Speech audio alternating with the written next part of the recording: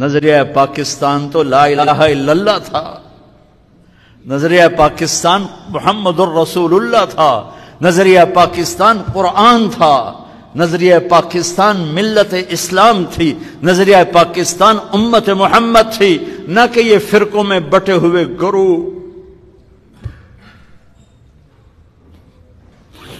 نہ یہ آپس میں دست و گریبان، انہیں امت کہنا ہی امت کے لفظ کی توہین ہے، انہیں ملت کہنا ہی ملت کے لفظ کی توہین ہے۔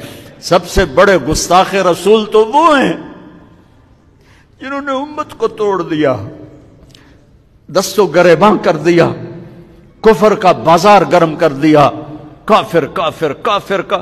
وہ کسی نے تو مسلمان ران دے ہو۔ ہاتھ جوڑتا ہوں، اگر اس دیس کی مٹی کی تم نے حفاظت کرنی ہے تو ذاتی طور پہ جو بھی ہو